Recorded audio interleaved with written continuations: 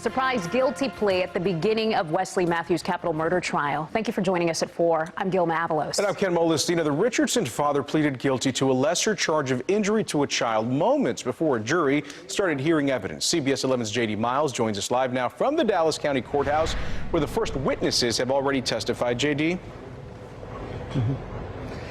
Ken, the trial continued after this guilty plea. Keep in mind, this is not a plea bargain or a deal with prosecutors. Wesley Mathews doesn't know if he's going to get probation or possibly life in prison. This is the defendant pleading guilty to one of the charges in his indictment to try to take capital murder off the table.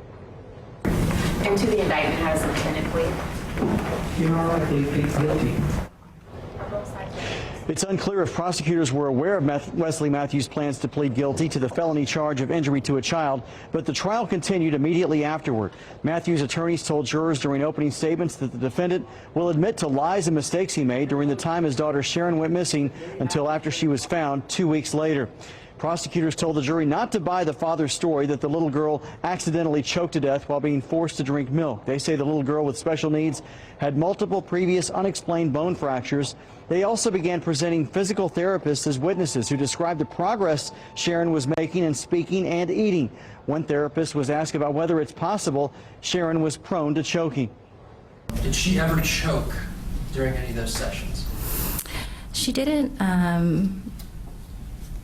When I referenced back to my notes, I never notated that I saw her ever choking on anything. I do recall occasionally when she did not like something, she might have gagged on it a little bit.